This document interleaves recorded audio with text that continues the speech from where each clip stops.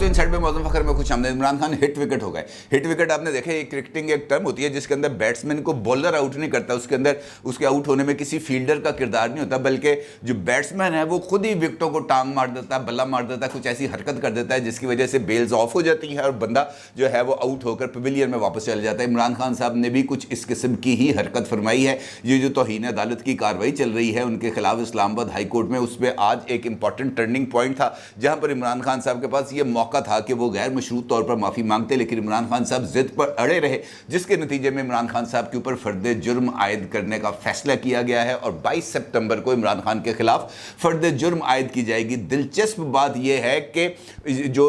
जब ये प्रोसीडिंग्स का आगाज़ हो रहा था तो इमरान खान साहब जब एंटर हुए अहत्ता अदालत में तो उस वक्त उनकी बॉडी लैंग्वेज बहुत ही ज़्यादा मुख्तलिफ थी, बहुत ज़्यादा अग्रेसिव नज़र आ रहे थे, बल्कि वो बहुत ज़्यादा ओवर कॉन्फिडेंट जिसे कहना चाहिए वो नज़र आ रहे थे। और जब उनसे सवाल पूछा गया कि जनाब आप हर दफ़ा ये कहते हैं कि मैं ख़तरनाक हो जाऊँगा, तो ये आप कैसे ख़तरनाक होंगे? उन्होंने कहा कि मुझे अगर जेल भेजा गया तो मैं मज़ीद ख़तरनाक हो जाऊँगा। यानी अदालत के बाहर वो ख़तरनाक होने का दावा कर रहे थे और इस बात का ऐलान कर रहे थे कि आज तो मैंने इतनी पुलिस देखी है, मुझे इस तरह लग रहा था जैसे मैं यहाँ पर पेश नहीं हो रहा बल्कि कुलभूषण यादव यहाँ पर पेश किए जा रहे हैं। और उसके बाद जब अदालत में गए तो बाहर जो ख़तरनाक था वो अंदर जाकर ढेर हो गया। उसको नहीं समझ लग रही थी कि मैंने जाना किस तरफ है। वो 2 मरतबा उन्होंने कोशिश की कि जनाब अदालत में खड़े होकर वो अपनी बात सुन ले, लेकिन अदालत ने उनकी बात नहीं सुनी। ये तो बहुत अच्छी बात हो गई कि अदालत ने उनकी बात नहीं सुनी, वरना इमरान खान साहब ने अदालत में खड़े होकर अदालत को जब लेक्चर देने की कोशिश करी थी तो वहीं पर अदालत ने उनको डयाला जेल भिजवा देना था। इमरान खान साहब के लिए ये बहुत अच्छी बात हो गई कि वो डयाला जेल कम से कम अभी फ़िलहाल जाने से बच गए हैं। अगर हम आज की प्रोसीडिंग्स को नज़र दौड़ाएँ थोड़ा सा, अगर मैं आपको इसका फ्लैशबैक दूँ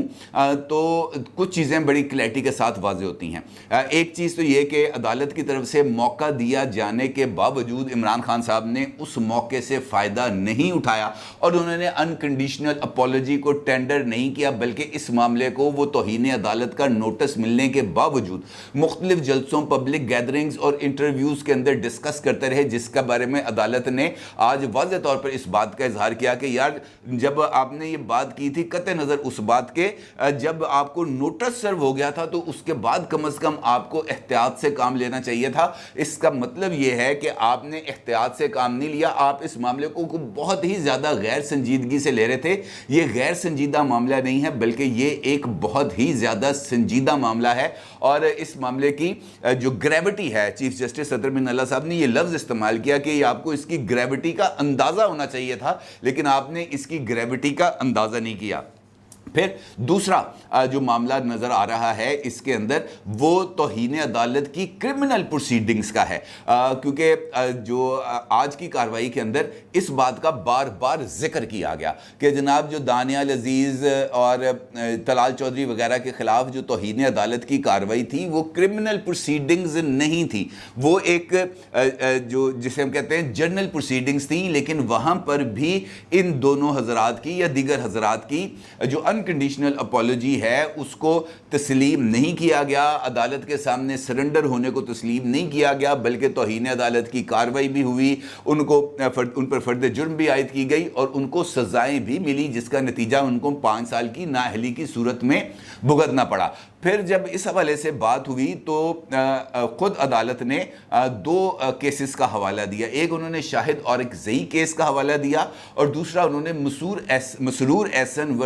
वर्सेस एड्रेस शेर काउस्टी के केसेस का हवाला भी दिया। बल्कि उन्होंने हामिद खान साहब से कहा कि जनाब आप उस केस का जो पैराग्राफ नंबर 96 है वो पढ़ लें। यानी उन्होंने बार बार इस बात की तरफ तवज्जो दिलाने की कोशिश की कि जनाब आपने ख़तरनाक काम किया है और आपका ये जो पहला जवाब था वो भी मुस्तरद और आपका ये जो दूसरा जवाब है ये भी गैर तसल्ली बख्श है। अब जब इन्होंने इसको गैर तसल्ली बख्श करार दे दिया तो फिर उसके बाद ये कोई और चारा नहीं था कि इमरान खान साहब के खिलाफ फर्द जुर्म यानी उनको चार्जशीट ना किया जाए। अब चार्जशीट उनको कर दिया जाएगा, उसके लिए तारीख फिक्स हो गई है और इमरान खान साहब के लिए एक सीरियस थ्रेट का आगाज़ हो गया है और ये सीरियस थ्रेट उनको नाअहली की तरफ भी लेके जा सकता है अगर अदालत ने उनकी कार्रवाई के दौरान किसी भी मौके पर उनकी तरफ से पेश की जाने वाली माफ़ी को अगर कबूल कर लिया تو پھر ان کی یہ جان چھوٹ جائے گی، ادروائز یہ جو معاملہ ہے یہ آگے خطرناک صورتحال کی طرف جائے گا۔ اور عدالت نے بار بار اس بات کا ذکر کیا کہ جناب ہمارے ہاتھ بندھے ہوئے ہیں، ہمارے ہاتھوں کو سپریم کورٹ آف پاکستان کے 4 فیصلوں نے باندھا ہوا ہے، لہٰذا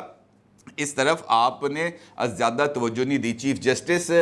عطر من اللہ صاحب کا یہ کہنا تھا کہ آزادی رائے کی آزادی کے محافظ ہیں لیکن اشتعال انگیزی کی اجازت نہیں دے سکتے۔ ان کا یہ کہنا تھا کہ کرمنل توہین بہت ہی حساس معاملہ ہوتا ہے، کرمنل توہین میں آپ کوئی توجیہ نہیں پیش کر سکتے، یعنی آپ اس کی کوئی یعنی جسٹیفیکیشن نہیں دے سکتے، کیونکہ اگر آپ جسٹیفیکیشن دینا کی کوشش کریں گے تو آپ پھر پھنستے چلے جائیں گے۔ اور پھر جسٹس عطر من اللہ نے حامد خان سے مکالمہ کرتے ہوئے کہا کہ جناب اتنی پولرائزڈ سوسائٹی ہے کہ فالورز مخالفین کو پبلک مقامات پر بے عزت کرتے ہیں، اور وہ مدینہ والا واقعہ کی بھی یہاں پر کوٹ کیا گیا کہ جناب یہ جو پولرائزیشن ہے اتنی بڑھ گئی ہے کہ لوگ اللہ کے گھر جاتے ہیں، مکہ مدینہ جاتے ہیں، وہاں پر بھی نعرے لگا دیے جاتے ہیں۔ یعنی ان کا یہ کہنا تھا کہ سوسائٹی اس حد تک پولرائز ہو چکی ہے۔ پھر انہوں نے کہا کہ اگر خاتون جج کو کسی پبلک مقام پر ایسی ہی کسی صورتحال کا سامنا کرنا پڑ گیا تو پھر کیا ہوگا؟ اور انہوں نے کہا جناب ڈسٹرکٹ جوڈیشری ریڈ لائن ہے، آپ نے اپنے جواب میں جسٹیفائی کرنے کی کوشش کی ہے، یہ جسٹیفائی نہ کرے۔ اور صورتحال کچھ اس قسم کی ہے کہ عمران خان صاحب کے جو قریبی ساتھی ہیں انہوں نے بھی مختلف ٹی وی چینلز کے اوپر اس بات کا اظہار کیا، خاص طور پر فواد چودھری صاحب نے بارہا اس بات کا ذکر کیا ہے کہ عمران خان معافی کیوں مانگے، معافی مانگنے کا تو کی نہیں ہے، بلکہ کل بھی انہوں نے جو میرا خیال ہے انہوں نے وسیم بدامی کے ایک ٹاک شو کے اندر اس بات کا اظہار کیا کہ جناب معافی کس بات کی، معافی مانگیں یا نہ مانگیں۔ ان کے ایگزیکٹ الفاظ ہیں فواد چودھری کے کہ عمران خان معافی مانگیں یا نہ مانگیں اس سے کوئی فرق نہیں پڑتا۔ یعنی آپ اس سے اندازہ لگائیں کہ ان کا لیڈر اس وقت شدید ترین مشکلات میں ہے، اور وہ ان کو اس بات کا مشورہ دینے کے کہ جناب آپ ہٹ وکٹ آؤٹ ہو جائیں گے، آپ ذرا تھوڑی سی احتیاط کریں۔ انہوں نے جان کے عمران خان کو کہا کہ ایک قدم کریز میں پیچھے ہٹو اور پھر زور سے بیٹ پیچھے کرو، تو گیند بلہ جڑا ہے نا ٹرن لگنے سی وہ لگ گیا، اور اب عمران خان صاحب کریز سے جو ہے وہ ان کے پاس اب کوئی آپشن نہیں ہے کہ وہ کریز سے باہر ہیں۔ مجھے ایسا لگ رہا ہے کہ فواد چودھری صاحب نے اس بات کا تہیہ کر رکھا ہے کہ انہوں نے عمران خان صاحب کی سیاست کے آگے مکمل طور پر فل سٹاپ لگانا ہے، مکمل طور پر انہوں نے کوئی ایسی گنجائش نہیں چھوڑنی کہ عمران خان صاحب سیاست میں واپس آ جائیں۔ یہ وہ بروٹس کا کردار ہے جو شاید اس وقت فواد چودھری صاحب ادا کر رہے ہیں، اور یہ جو ان کے جو پیٹھ کے اندر خنجر بھی بھونکیں گے آخر کار عمران خان صاحب نے پیچھے مڑ کے دیکھنا ہے تو فواد چودھری کے علاوہ ان کو کوئی اور بندہ نظر نہیں آنا، کیونکہ فواد چودھری صاحب ان کو جس طریقے سے بانس پہ چڑھا رہے ہیں اس کا کوئی اور نتیجہ نکلے گا، بلکہ عدالت کے اندر کارروائی کے دوران بھی اس بات کا ذکر کیا گیا۔ انہوں نے کہا کہ آپ کی جماعت کی سینئر لیڈرشپ بھی یہ جو اس معاملے کی گریوٹی کا اندازہ نہیں لگا رہی، اور وہ بھی مختلف طرح کے انتہا پسندانہ جو ہے وہ بیانات دے رہے ہیں۔ بلکہ بابر ستار صاحب، جسٹس بابر ستار صاحب نے اس بات کا ذکر کیا کہ جناب میرے پاس بھی ایک ان کے خلاف توہین عدالت کی کارروائی کی درخواست آئی تھی، میں نے اس کو خارج کر دیا کہ جناب اس کیس سے متعلقہ یہ جو کارروائی ہے یہ 5 رکنی بینچ کے سامنے چل رہی ہے، لہٰذا اس کے اوپر ابھی جو ہے کوئی کارروائی نہیں کی جائے گی۔ دیکھنے کی بات یہ ہے کہ بار بار معافی کی بات کی گئی، بار بار معافی کی بات کی گئی، لیکن عمران خان صاحب نے معافی نہیں مانگی۔ اب یہ ایک بہت امپورٹنٹ کوسچن ہے کہ عمران خان صاحب معافی کیوں نہیں مانگ رہے۔ میری نظر میں جو اس کی ایک توجیہ ہے، یا میں اگر اس کی تشریح کروں میں اپنے انالیسس کی بیس پر، انفارمیشن ہی انالیسس کی بیس پر، تو میرا یہ خیال ہے کہ عمران خان صاحب کو یہ بات کہی جا رہی ہے، ان کے ذہن کے اندر اس بات کو بٹھا دیا گیا ہے کہ اگر آپ نے معافی مانگی، اگر آپ نے عدالت کے سامنے خود کو سرنڈر کیا تو آپ کی پبلک پوزیشن کمپرومائز ہو جائے گی، اور پبلک پوزیشن کمپرومائز ہونے کا نتیجہ یہ نکلے گا کہ اس وقت آپ کی جو ببل گروتھ ہوئی ہے وہ ببل برسٹ کر جائے گا، اور ببل برسٹ کرنے سے لوگوں کے سامنے یہ امپریشن آئے گا کہ یار عمران خان تو کہتا کہ میں آخری بال تک لڑوں گا، عمران خان کی جب اپنی باری آئی تو عمران خان پیروں میں گر گیا۔ لہٰذا یہ والی جو امپریشن ہے یہ ہمیں لوگوں کی طرف نہیں دینا چاہیے، اور یہ اس نیریٹو کو عمران خان صاحب نے نہ صرف باہر ضائع کر لیا بلکہ انہوں نے حامد خان صاحب کے تمام تر مشوروں کو بھی مسترد کر دیا، جس میں حامد خان صاحب نے ان کو واضح طور پر اس بات کی طرف اشارہ دیا تھا کہ جناب یہ صورتحال سنگین ہے، اس صورتحال سے ہمیں بچنا چاہیے، ہمیں عدالت کے اندر غیر مشروط طور پر معافی مانگنی چاہیے، ہمیں خود کو عدالت کے رحم و کرم پہ چھوڑنا چاہیے۔ لیکن جو عمران خان صاحب نے یہ جو بروٹس ہیں ان کے کہنے کے اوپر حامد خان صاحب سے کہا کہ یار کوئی ایسا کوئی درمیانی راستہ اختیار کرو کہ مجھے معافی نہ مانگنی پڑے، کچھ ایسا کرو کہ چکر چلا دو کوئی ایسا کہ مجھے معافی نہ مانگنی پڑے۔ اور پھر عمران خان صاحب کے کہنے کے اوپر یہ ریگریٹ کے جو لفظ ہے اس کو استعمال کیا گیا، جس میں کہا گیا کہ جناب عمران خان صاحب کو افسوس ہے۔ اچھا، اس کارروائی سے پہلے عمران خان صاحب کے پاس دو اور موقع آئے۔ ان کے پاس پشاور جلسے میں موقع تھا کہ وہ سرعام جلسے میں لوگوں کے سامنے برملا اس بات کا اظہار کر لیتے کہ اگر ان کی دل آزاری ہوئی ہے تو میں ان سے معذرت خواہ ہوں۔ اس کے بعد چشتیاں کے جلسے میں ان کے پاس موقع تھا کہ وہ غیر مشروط طور پر لوگوں کے سامنے معافی مانگ لیتے، تاکہ آج اس کارروائی کے دوران جب وہ حامد خان صاحب جاتے تو وہ دو کلپس ساتھ لے کے جاتے کہ جناب یہ دیکھیں جلسے کے اندر عوام کے مجمع کے سامنے، پبلک کے سامنے عمران خان نے معافی مانگی، لیکن عمران خان صاحب نے اس معاملے سے جھکنے سے انکار کر دیا۔ اور امپورٹنٹ چیز یہ ہے کہ عمران خان صاحب کو ابھی بھی اس بات کا اندازہ نہیں ہے۔ اس کی ایک مثال ہے، جب ججز نے اس کیس کی سماعت کو 5 منٹ کے لیے مؤخر کیا اور انہوں نے کہا کہ جناب 5 منٹ کے بعد آ کے ہم اس بات کا فیصلہ سنائیں گے کہ عمران خان صاحب کے خلاف کارروائی جو ہے وہ آگے بڑھے گی یا یہیں پر ختم کر دی جائے گی، اور جس وقت ججز اٹھنے لگے تو عمران خان صاحب اٹھ کے کھڑے ہو گئے اور انہوں نے کہا جناب میں کچھ کہنا چاہتا ہوں، جس پر عطر من اللہ صاحب نے ان کو کہا کہ جناب آپ جو کچھ کہنا چاہتے ہیں وہ ہم نے آپ کے وکلاء سے سن لیا ہے، لہٰذا اب اس کی مزید کوئی گنجائش نہیں ہے۔ جب وہ ججز چلے گئے عدالت سے تو عمران خان صاحب عدالت میں بیٹھے رہے، وہاں پر کورٹ روم کے اندر کچھ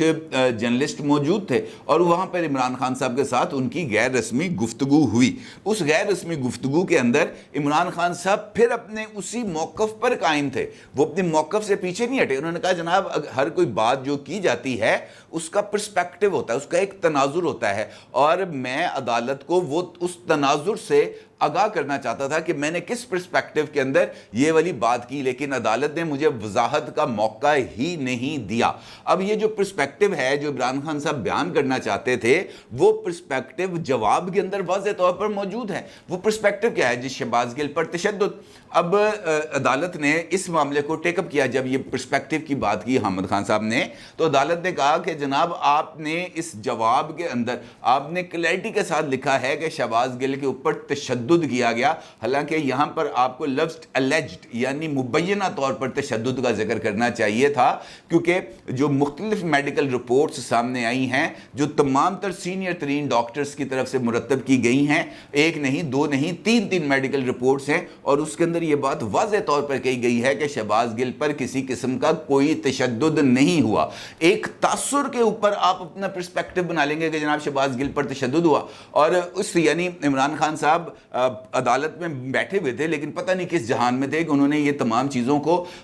جو ہے وہ سنا انسنا کر دیا۔ اس کے باوجود وہ پرسپیکٹو سمجھانے کے لیے عدالت کے سامنے کھڑا ہونا چاہتے تھے اور اپنا موقف بیان کرنا چاہتے تھے، تو اللہ کا شکر ادا کرے کہ انہوں نے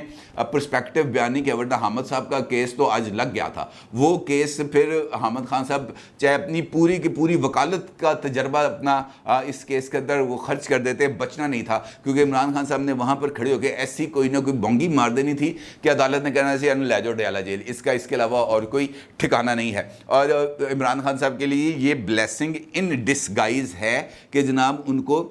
یہ موقع نہیں ملا، اور اس کے باوجود یہ موقع نہیں ملا کہ جو عدالتی معاونین تھے جس میں مخدوم علی خان صاحب تھے، جس میں منیر ملک صاحب تھے، انہوں نے عدالت کو یہ تجویز کیا تھا کہ عمران خان صاحب کے خلاف کوئی کارروائی نہیں ہونی چاہیے، عمران خان صاحب کو ایک موقع دینا چاہیے۔ لیکن وہاں پر بھی یہی سوال پیدا ہوا کہ جناب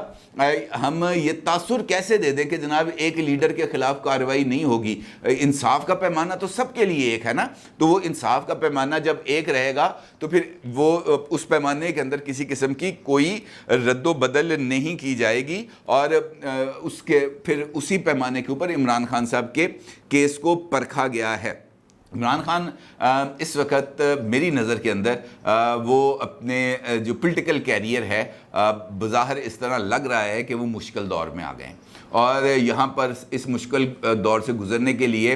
جہاں پر انہیں اپنی زبان پر قابو رکھنے کی ضرورت ہے، کیونکہ کبھی وہ فوج کو تنقید کرنا شروع کر دیتے ہیں، کبھی وہ جوڈیشری پر حملہ آور ہو جاتے ہیں، پولیٹیکل قیادت پر بات کرتے رہے نا، ان پر حملہ آور ہوتے رہے تو کسی کو کوئی پرابلم نہیں ہوگا۔ لیکن جب آپ اس طرف جائیں گے نا، مقامات ایسے خاص جگہ جو مقدس گائے کا جن کو درجہ حاصل ہے، تو جب آپ مقدس گائے کی طرف جائیں گے تو پھر ٹوٹ پڑے گا، تو وہ پھر ذرا تھوڑا سا بندے کو احتیاط کرنی چاہیے۔ عمران خان صاحب کو یہ والے احساس ہوگا کہ یار یہ میں نے غلط حرکت کی ہے، لیکن اس وقت شاید ان کے پاس پچھتاوے کے علاوہ کوئی اور نہ رہے آپشن، اور پھر وہ فواد چودھری کو دیکھیں اور کہیں کہ بروٹس یو ٹو، کیونکہ فواد چودھری صاحب بھی وہ شخصیت ہیں جو گھر تک چھوڑ کے آئیں گے عمران خان صاحب کو، اس سے پہلے نہیں انہوں نے